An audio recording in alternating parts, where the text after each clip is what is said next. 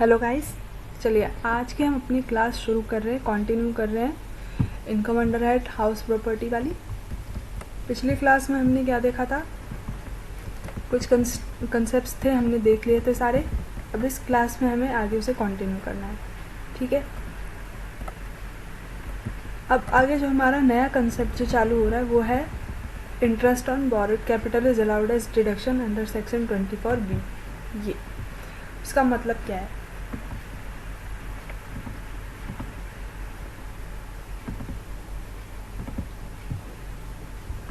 देखो, जब हम ऊपर कर रहे थे इनकम कैलकुलेट कर रहे थे तो सबसे पहले हम क्या ले रहे थे, क्रॉस एनुअल वैल्यू कैलकुलेट कर रहे थे। कैसे कर रहे थे वो हमने देखा था पूरा अच्छे से।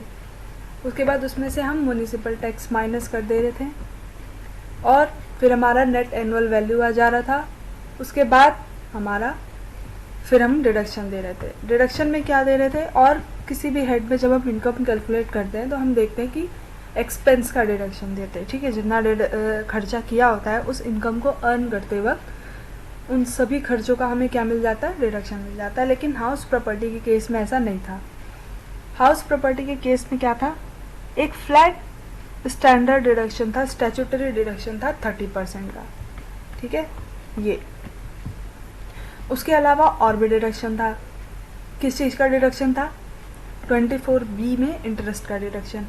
अब ये इंटरेस्ट का डिडक्शन होता क्या है, कैसे, किस चीज़ से रिलेटेड होता है, ये अब डीप में पढ़ेंगे हम, ठीक है। चलिए देखते हैं। If any assessee has taken loan और एडवांस फॉर परचेज और construction, renovation, addition, alteration, substitution और रिपेयर एक्सेट्रा। अगर किसी एसएसी ने लोन लिया है या एडवांस लिया है, किस लिए? प्रॉपर्टी को परचेज करने के लिए, या प्रॉपर्टी का कंस्ट्रक्शन करने के लिए, रिनोवेशन करने के लिए, या एडिशन करने के लिए, या फिर अल्टरेशन करने के लिए, या सब्सटीट्यूट करने के लिए, या फिर रिपेयर करने के लिए। किस चीज़ का? ऑफ हाउस प्रॉपर्टी, ठीक है। अगर लोन लिया है तो अब देखो, लोन हमने लिया तो हम उस पर इंटरेस्ट भी तो पे करेंगे, इंटरेस्ट का खर्चा भी तो होगा ही डेफिनेटली। तो जो interest on such loan shall be allowed to be deduct under section 24B, ठीक है। वैसे ही इंटरेस्ट को, इन्हीं इंटरेस्ट की बात की गई है ऊपर जो एक स्टैट्यूटरी डिडक्शन के बाद अलग से इंटरेस्ट का भी डिडक्शन जो मिला है वो कौन सा डिडक्शन है? ये डिडक्शन है, ठीक है। और इंटरेस्ट कब पे कर रहे हैं हम? जब हमने लोन या एडवांस ले रखा है, ठीक है। किस किस चीज़ के लिए लिया है? परचेज करने के लिए, कंस्ट्रक्शन करने के लिए, रिनोवेशन, एडिशन, अल्टरेशन, ये सारी चीज़ें करने के लिए, रिपेयर वगैरह करने के लिए हाउस प्रॉपर्टी को, इन हाउस प्रॉपर्टी के लिए इन सारी चीज़ों का अगर के लिए हमने लोन्स या एडवांस ले रखा है तो उस पर जो हम इंटरेस्ट पे कर रहे हैं उसकी हमें डिडक्शन अलग से मिलेगी, ठीक है। उसे स्टैट्यूटरी डिडक्शन में नहीं काउंट किया जाएगा, उसकी अलग से हमें डिडक्शन मिलेगी। Interest is allowed on due basis but only on simple interest, ठीक है। कंपाउंड इंटरेस्ट तो आप जानते ही हैं, सिंपल और कंपाउंड। यहाँ पे जो इंटरेस्ट जो मिलेगा वो सिंपल इंटरेस्ट पर होगा, ठीक है। इसमें यहाँ कोई इतना वो नहीं, कॉम्प्लिकेटेड नहीं कर रखा है कि कंपाउंड इंटरेस्ट, इंटरेस्ट पे इंटरेस्ट दो, ऐसा कुछ भी नहीं, ठीक है। That is interest on interest is not allowed, ठीक है। इंटरेस्ट पे इंटरेस्ट अलाउड नहीं होगा, राइट। तो the assessee can take any number of loan. Assessee जो है वो कितने भी लोन ले सकता है, लोन पे कोई रिस्ट्रिक्शन नहीं है। Interest for the year for which income is being computed shell be allowed in the same year. अब देखो क्या है, इंटरेस्ट का दो केस है। एक तो जिस साल इनकम कैलकुलेट कर रहे हैं उस साल जो भी इंटरेस्ट का खर्चा है वो उसी साल डिडक्ट हो जाएगा, ठीक है, जिसे हम करंट पीरियड का इंटरेस्ट बोलेंगे, वो सेम ईयर में हमें मिल जाएगा। और पुराने लोन हमने ले रखा है, पुराने लोन पर जो हम इंटरेस्ट पे करते आ रहे हैं उसका अलग प्रोसेस है, ठीक है। मतलब क्या, आगे देखते हैं। देखो इसमें क्या कह रहे हैं, interest for the year for which income is being computed, जिस साल का इनकम हम कंप्यूट कर रहे हैं, shell be allowed in the same year, ठीक है, उसी ईयर में अलाउ हो जाएगा, जिसे हम करेंट पीरियड इंटरेस्ट बोलते हैं, ठीक है।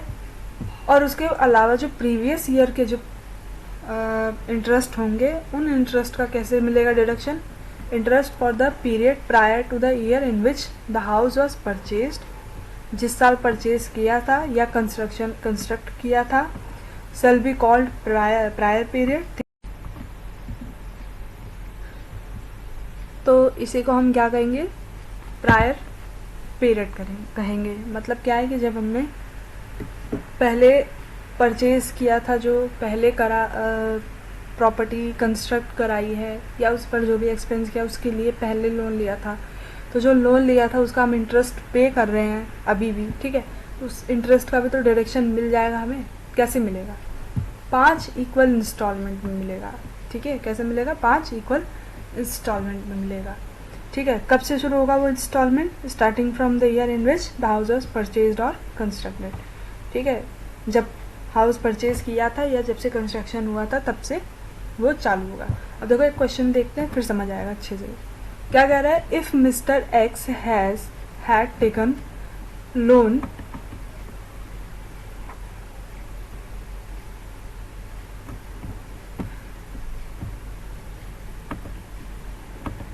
देखो मिस्टर एक्स ने क्या किया, लोन लिया है, कितने का, 5 लाख रुपए का ले रखा है। किस लिए लिया है, कंस्ट्रक्शन ऑफ द प्रॉपर्टी के कंस्ट्रक्शन के लिए लिया है। कब लिया था उसने, 1 अक्टूबर 2020 को लिया था, ठीक है। ये करंट पीरियड का नहीं है, आपका पुराना है, ठीक है। कब लिया था इसने, 1 अक्टूबर 2020 को। अब आपने इंटरेस्ट पे करना चालू किया है एट द रेट ऑफ 10%, ठीक है। अब कंस्ट्रक्शन जो है वो 30 जून को कंप्लीट हो रही है, ठीक है। अब ऐसे केस में सबसे पहले करंट पीरियड का जो इंटरेस्ट होगा, इंटरेस्ट फॉर द पीरियड, ये देखिए 1 अप्रैल से लेके 1 अप्रैल 21 से लेके 31 मार्च 2022 तक, ठीक है। अभी हम 31 मार्च 2023 की बात नहीं कर रहे हैं, पहले की बात कर रहे हैं, ठीक है। तो हमारा वो करंट पीरियड वही है अभी, ठीक है। 1 अप्रैल वैसे तो अब हमारा जो असेसमेंट ईयर है वो क्या है, ये हमारा प्रीवियस ईयर हो गया। अप्रैल से 22 तक 31 तक हमारा प्रीवियस ईयर हो गया। ये जो हमारा चल रहा है वो हमारा असेसमेंट ईयर हो गया, ठीक है। तो करंट पीरियड हमारा क्या है, यहाँ पर इस क्वेश्चन में करंट पीरियड हमारा है 1 अप्रैल 2021 टू 31 मार्च 2022। और कंस्ट्रक्शन कब कंप्लीट होता है, 30 जून को, ठीक है। यानी हमारे करंट पीरियड में हो रहा है कंप्लीट 30 जून। तो अब करंट पीरियड का जो इंटरेस्ट कैलकुलेट करेंगे 10%, उसका तो पूरा ही मिल जाएगा हमें, ठीक है, उसका पूरा डिडक्शन मिल जाएगा। लेकिन जो प्रायर पीरियड पिछले का, अब 1 अप्रैल से पहले, क्योंकि देखो कंस्ट्रक्शन कब कराया है, 1 अक्टूबर को कराया, ठीक है। तो अब 1 अक्टूबर से लेकर 31 मार्च 2021 तक का जो हम कैलकुलेट करेंगे, ये देखो उस पर हमारा आएगा 50,000 का। 6 महीने का हम कैलकुलेट करेंगे तो हमारा 25,000 रुपये आएगा, ठीक है। कब से कब तक का, 1 अक्टूबर से लेकर 31 मार्च 2021 तक 25,000 आएगा। अब उस 25,000 का हमें करंट ईयर में कितना डिडक्शन मिलेगा, करंट ईयर में हमें 5,000 का डिडक्शन मिलेगा उसका। क्यों, क्योंकि 5 इक्वल इंस्टॉलमेंट में मिलेगा, ठीक है। तो इस साल हमें 5,000 का मिल जाएगा, फिर उसी प्रीवियस का अगले साल 5,000 मिलेगा, फिर उसी प्रीवियस अमाउंट का अगले साल 5,000, ऐसे करके 5 इक्वल इंस्टॉलमेंट में हमें मिलेगा डिडक्शन, ठीक है। उसके अलावा करंट पीरियड का जो हमने इंटरेस्ट कैलकुलेट करा है उस पर कितना मिलेगा, उस पर हमें कितना मिलेगा, ये 50,000 का, ठीक है। चलिए आगे देखते हैं। तो हमारा ये इंटरेस्ट वाला कंसेप्ट पूरा कंप्लीट हो गया। इसके बाद हमारा नया कंसेप्ट आता है unpaid purchase price would be consider as capital borrowed. इसका मतलब क्या है, देखो आपने where a buyer enter into an arrangement with a seller to pay the sale price in the instalment, ठीक है। अब एक बायर है, कहता है कि मैं इंस्टॉलमेंट में पे करूँगा, ठीक है, along with interest due thereon, ठीक है। इस पर जो इंटरेस्ट ड्यू होगा उसके साथ में, ठीक है। बायर कहता है कि मैं क्या करूँगा, इंस्टॉलमेंट में पे करूँगा अमाउंट। मैंने एक प्रॉपर्टी खरीदी और मैंने कहा मैं इंस्टॉलमेंट पे करूँगी, ठीक है। तो अब सेलर क्या बन गया, लेंडर बन गया in the relation to unpaid purchase price, ठीक है। And buyer become the borrower. अब एक तरफ से उसने उधार ही ले लिया ना, प्रॉपर्टी मैंने ले ली और उस पर पैसा अभी पे नहीं करा है, तो एक तरफ से मैंने उधार लिया है ना, अभी मैं बायर हूँ और मैं बोरोवर बन गई। और जिसने मुझे बेचा है वो क्या बन गया, लेंडर बन गया। तो ऐसे केस में, इन सच केस, जो अनपेड परचेज प्राइस है यानी जो इंस्टॉलमेंट अभी मैंने पे नहीं किया है, ठीक है, उसे कैपिटल बोरोड कंसिडर कर सकते हैं फॉर एक्वायरिंग प्रॉपर्टी। ठीक है, मतलब हम मान सकते हैं कि हमने लोन लिया है, अब हमें वो लोन चुकाना है। ठीक है, देखो दो केस हो सकता है, या तो मैं क्या करती, पूरा अमाउंट पे कर देती, जाती लोन लेती किसी से, कहीं से बैंक से लोन लेती, 20 लाख रुपए लोन लेती, मुझे 20 लाख का ज़मीन खरीदना है, मैं 20 लाख रुपए पूरा पे कर देती किसे, सेलर को जिससे मैं खरीद रही। तो अब मैं सेलर को तो दे देती, लेकिन बैंक के पास तो मेरा उधार रहता ना। वही सीन यहाँ पर भी बन रहा है। अब मैंने अगर इंस्टॉलमेंट पर लिया है तो भी तो वही बात बन रही है एक तरफ से, कि मैं एक तरफ से बोरोवर ही तो हुई है, अभी हो गई ना। तो यही कह रहा है कि in such case unpaid purchase price को हम कैपिटल बोरोड कंसिडर कर सकते हैं और उस पर जो इंटरेस्ट बनता है उसकी हमें डिडक्शन मिल जाएगी। बेसिकली ये क्यों बताया ऐसा, डिडक्शन के लिए। देखो अगर हम कहीं से लोन लेते हैं तब तो हमने देखा कि हाँ, अगर हम लोन वगैरह ले लें और उस पर इंटरेस्ट पे कर रहे तो हमें ऐसे डिडक्शन मिल जाएगी 24B में। लेकिन अगर हमने इंस्टॉलमेंट में लिया है तो, और इंस्टॉलमेंट पर भी तो हम इंटरेस्ट पे कर रहे हैं, तो उस इंटरेस्ट के लिए बेसिकली ये बताया कि उसकी डिडक्शन हमें मिल जाएगी। ठीक है, अब इसके बाद क्या कहते हैं, house which is self occupied. अब अगर हाउस सेल्फ ऑक्यूपाइड का मतलब क्या होता है कि ज़रूरी नहीं है कि अब आपने प्रॉपर्टी खरीदी है तो रेंट पे दे दो और खुद रोड पे रहो, ऐसा नहीं है, ऐसा नहीं होता है। ठीक है, अगर आप प्रॉपर्टी ले रहे हो तो आप उसमें खुद भी रहते हो। ठीक है, अगर ज़मीन घर है आपके पास तो आप उसमें रह रहे हो, रहते हुए। ऐसा नहीं है कि आपके पास घर है तो आपने उसे रेंट पे दे दिया और खुद रोड पे रह रहे हो, ऐसा नहीं होता है। ठीक है, तो if any person has house which is self occupied, ठीक है, किसी पर्सन के पास घर है और उसने सेल्फ ऑक्यूपाइड कर रखा है, मैक्सिमम 2 हाउस। मैक्सिमम 2 हाउस का मतलब क्या, आगे पता चल जाएगा आपको।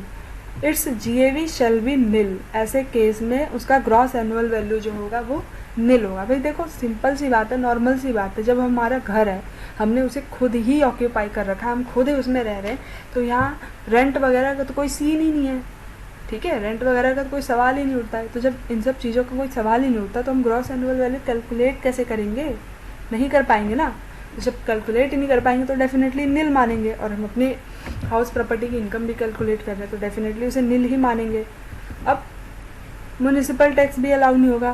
भाई जब ग्रॉस एनुअल वैल्यू ही निल है हमारी तो हम उसमें से म्यूनिसिपल टैक्स क्या पे करेंगे, कुछ भी नहीं, अलाउ ही नहीं होगा। लेकिन नेट एनुअल वैल्यू जो हमारी आएगी वो भी निल आएगी, है ना। ये देखो यही कर रहे थे ना, देखो ये तो लेट आउट के केस में हम पूरा कैलकुलेट कर रहे थे, ग्रॉस एनुअल वैल्यू कैलकुलेट कर रहे थे। सेल्फ ऑक्यूपाइड के केस में निल रहेगा। ठीक है, म्यूनिसिपल टैक्स क्या रहेगा, वो भी निल रहेगा, यानी मिलेगा ही नहीं। नेट एनुअल वैल्यू क्या रहेगा, वो भी हमारा निल ही आएगा, जब ऊपर से सब कुछ निल आ रहा है। अब इसके बाद क्या कह रहा है, जो डिडक्शन के लिए क्या कह रहा है देखते हैं आगे। ठीक है, सब कुछ बोला, सब मिल रहेगा, लेकिन जो डिडक्शन है इंटरेस्ट का वो तो मिलेगा हमें। अब देखो ये स्टैंडर्ड डिडक्शन तो अलाउ नहीं होगा, क्योंकि जब नेट एनुअल वैल्यू हमारी निल है, NAV का ही तो हम 30% लेते हैं ना, तो हमें स्टैंडर्ड डिडक्शन भी नहीं मिलेगा, लेकिन जो इंटरेस्ट वाला है ना वो मिलेगा हमें। ठीक है, किसकी डिडक्शन हमें मिलेगी, सेल्फ ऑक्यूपाइड के केस में नेट वो इंटरेस्ट की मिलेगी। ठीक है, अब देखो क्या है, अब आप लोग सोच रहे होंगे ये इंटरेस्ट की डिडक्शन कैसे मिलेगी, बताती हूँ। देखो नॉर्मल सी बात है, सब कुछ आपका नील है और सब कुछ आपका नील है, उसमें से आप माइनस करोगे 30,000 या 2 लाख तो आपका नेगेटिव वैल्यू आएगा। नेगेटिव वैल्यू आएगा मतलब मान लिया आपके पास 3 घर है और 2 सेल्फ ऑक्यूपाइड है। ठीक है, तो 2 सेल्फ ऑक्यूपाइड जो घर है उसमें से आपका नेगेटिव वैल्यू आ गया इंटरेस्ट का। मैक्सिमम 30,000 तक मिल रहा है आपको डिडक्शन, तो मैक्सिमम 30,000 का आपका नेगेटिव वैल्यू आ गया, यानी एक हाउस से आपका लॉस दिख रहा है नेगेटिव वैल्यू में। तो अब जिस हाउस प्रॉपर्टी लेट आउट वाले में अगर आपके पास इनकम है तो उस इनकम में से इस 30,000 को आप सेट ऑफ करके अपने उस इनकम को भी कम कर सकते हो ताकि आपका टैक्स बच सके। ये फ़ायदा होगा यहाँ पर। ठीक है, अब देखो ये 30,000 और 2 लाख का क्या केस है, इतना तो समझ में आ जाओगा ना आपको कि अगर सेल्फ ऑक्यूपाइड है तो ग्रॉस एनुअल वैल्यू निल, म्यूनिसिपल टैक्स निल, नेट एनुअल वैल्यू डेफिनेटली नील ही आएगा क्योंकि वो दोनों नील है ऊपर। उसके बाद स्टैंडर्ड डिडक्शन मिल ही नहीं सकता क्योंकि 30% आप किसका लेंगे, नील का लेंगे नहीं।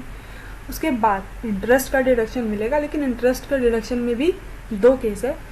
पहला, अगर आपने लोन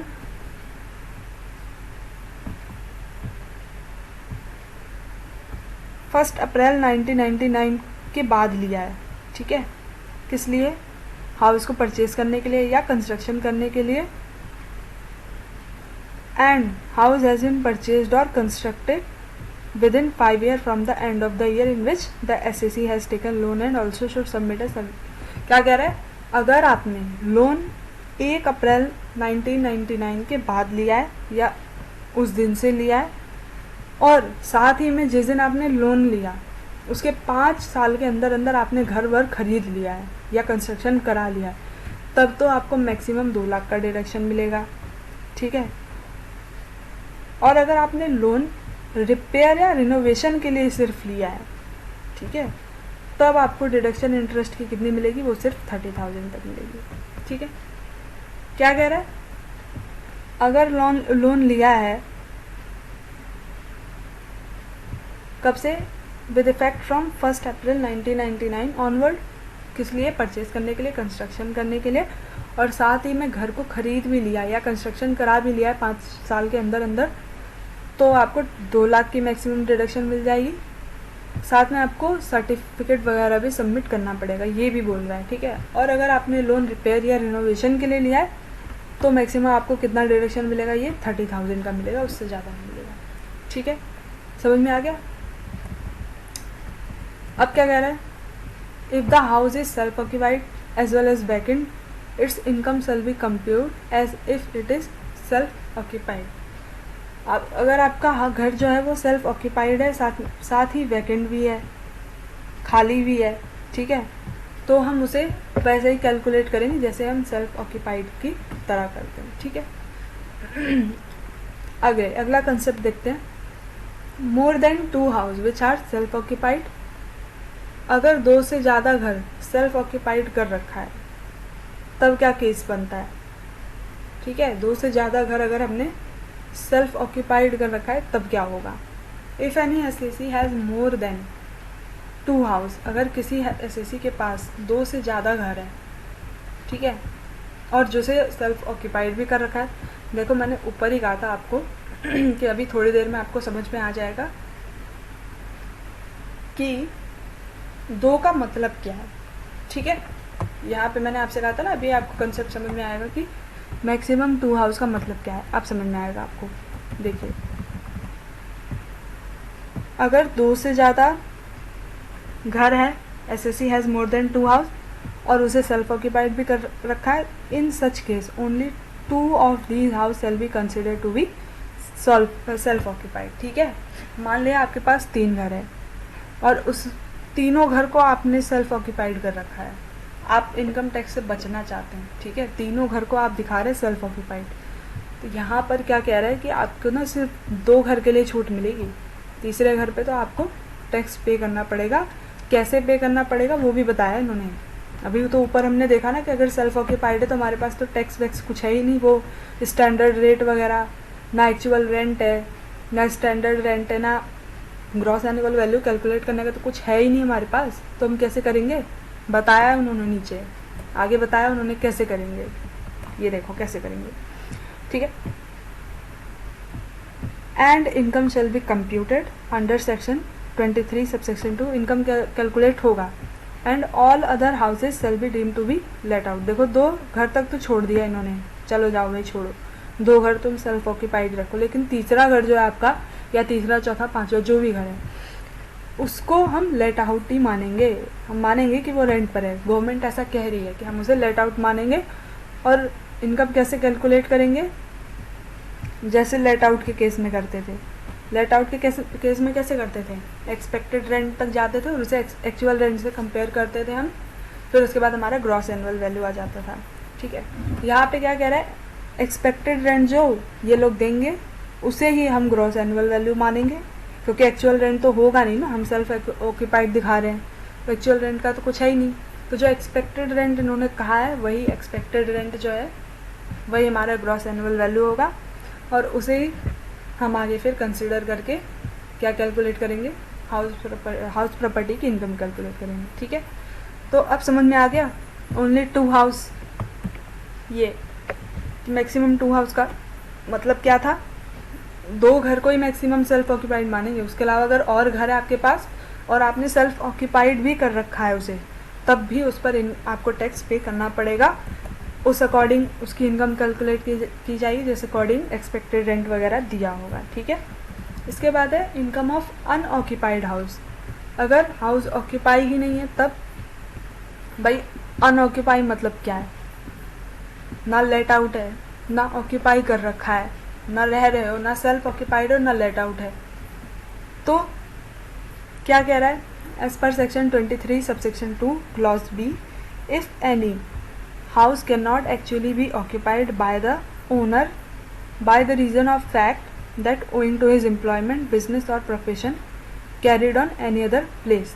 अपना business profession, अपने काम से अगर किसी और जगह पे जाना पड़ गया है, उसकी वजह से आप अपने घर में नहीं रह पा रहे, अपना घर ऑक्यूपाई नहीं कर पा रहे, he has to reside at that other place in a building not belonging to him। और खासकर साथ ही में अगर आप किसी और जगह जा रहे हैं तो ऐसी जगह जहाँ पर भी जा रहे हैं, जिस बिल्डिंग में आप रह रहे हैं किसी और प्लेस पर, वो बिल्डिंग आपकी अपनी नहीं है, वो घर आपका अपना नहीं है, तब in such case SSC shall have the option to compute income of such house as if it is self occupied। ठीक है, ऐसे केस में जो SSC है वो सेल्फ ऑक्यूपाइड मानकर उसकी इनकम कैलकुलेट कर सकता है। ठीक है, क्या कर सकता है, हाउस एक्चुअली वो ऑक्यूपाई नहीं कर पा रहा है, इसलिए क्योंकि वो अपने काम से बाहर जा रहा है। अब जहाँ पर जा रहा है वहाँ पर भी तो रोड पे तो रहेगा नहीं, तो किसी न किसी घर में रहेगा, किसी न किसी बिल्डिंग में रहेगा। तो जिस बिल्डिंग या घर में रह रहा है वो घर उसकी अपनी खुद की नहीं होनी चाहिए। ठीक है, अब वो अपनी खुद की नहीं होगी तो ये कंडीशन है, सेटिस्फाई हो रहा है, ठीक है, हो रहा है। तो ऐसे केस में वो क्या कर सकता है, जो उसका घर है उसको सेल्फ ऑक्यूपाइड मान के उसका इनकम कैलकुलेट कर सकता है। ठीक है, तब ऐसे केस में उसके घर को लेट आउट कंसिडर नहीं किया जाएगा। ठीक है, और यहाँ पर भी ये बेनिफिट क्या है, shall be allowed for maximum 2 house. ठीक है, 2 से ज़्यादा घर के लिए ये बेनिफिट अलाउड नहीं होगा। अब इसके बाद अगला concept, house property owned by the SSC and used for own business profession. ठीक है, अगर हाउस प्रॉपर्टी जो है वो SSC ने यूज़ किया अपने बिजनेस या प्रोफेशन के लिए। ठीक है, if any person owns any house property and it is being used by him in his own business profession, income of such building shall not be compute under the head house property. तो शुरू में ही हमने देखा था, अगर आपने अपनी house property को बिजनेस पर्पज़ के लिए यूज़ कर रखा है तो फिर वह आपकी इनकम हाउस प्रॉपर्टी के हेड में कैलकुलेट नहीं की जाएगी, rather income shall be compute under the head business और प्रोफेशन। ठीक है, फिर उस इनकम को कहाँ कैलकुलेट करेंगे, बिजनेस प्रोफेशन के हेड में कैलकुलेट करेंगे। For this purpose while computing the income under the head business और profession, no rent shall be allowed to debit to profit and loss account. देखो यार क्या है, आपका खुद का घर है, ठीक है, उस पर आप नोशनल रेंट कैलकुलेट करके आप अपने P&L में नहीं दिखा सकते। आप बिजनेस पर्पज़ के लिए कर रहे हैं यूज़ अपनी बिल्डिंग को, अपने खुद की बिल्डिंग को, अपने खुद की प्रॉपर्टी को अपने बिजनेस पर्पज़ के लिए यूज़ कर रहे हैं, तो इनकम तो उसकी बिजनेस प्रोफेशन में ही जाएगी, लेकिन रेंट का एक्सपेंस आप उसमें नहीं दिखा सकते। ठीक है, बिल्डिंग के कनेक्शन से ऑल द एक्सपेंस ऑफ, और उसके अलावा भाई देखो रेंट के अलावा और भी जो भी हाउस प्रॉपर्टी पे एक्सपेंस होगा वो आप डेबिट करोगे अपने P&L में, लेकिन रेंट आप डेबिट नहीं करोगे। ठीक है, तो all the expense of the house property shall be debit to P&L account and deduction under 24A, यानी स्टैंडर्ड डिडक्शन जो था वो भी नहीं मिलेगा यहाँ पर, क्योंकि भाई स्टैंडर्ड डिडक्शन का केस जो है वो खाली हाउस प्रॉपर्टी के इनकम के केस में है, वो और अदर हेड्स में नहीं है। ठीक है, तो is not allowed rather actual expenditure. अब देखो यहाँ पे क्या था भाई, जब बिजनेस प्रोफेशन, मैंने आपको कहा था कि और अदर हेड्स के केस में क्या होता है, जितना एक्चुअल एक्सपेंस आप करे होते हो इनकम को अर्न करते वक्त, उस सारे एक्सपेंस की आपको क्या मिल जाती है, डिडक्शन मिल जाती है। लेकिन हाउस प्रॉपर्टी के केस में एक फ्लैट स्टैंडर्ड डिडक्शन मिलता है, एक्चुअल एक्सपेंस की डिडक्शन नहीं मिलती। यही कह रहा है कि जितना भी एक्सपेंस आपने किया है हाउस प्रॉपर्टी के रिगार्डिंग अपने बिजनेस पर्पज़ के लिए, उन सब को आप प्रॉफिट एंड लॉस में अपने डेबिट कर सकते हैं, लेकिन आपको स्टैंडर्ड डिडक्शन नहीं मिलेगा। ठीक है, such expenditure may be municipal tax pay करेंगे ही आप, ठीक है, उसकी डिडक्शन आपको मिल जाएगी, यानी प्रॉफिट एंड लॉस में अपने डेबिट कर देंगे। Repaired appreciation, land revenue, ground rent, ये सारी चीज़ें आप डेबिट कर सकते हैं, ये बोला है, ठीक है। तो समझ में आ गया कि अगर आपने अपनी खुद की प्रॉपर्टी को बिजनेस पर्पज़ के लिए यूज़ कर रखा है तो उसे बिजनेस के एंगल से ही उसकी इनकम कैलकुलेट करेंगे, ना कि हाउस प्रॉपर्टी के एंगल से। इसके बाद आता है house property which is let out for part of the year and self occupied for part of the year and मे और मे नॉट बी वैकेंट। चलिए, ये जो कंसेप्ट है ये नेक्स्ट क्लास में देखेंगे। अब अपने थोड़े से हमारे कंसेप्ट बचे हुए हैं, ठीक है, उसके बाद हमारा चैप्टर जो है वो कंप्लीट। ओके गाइज, तो thank you so much guys.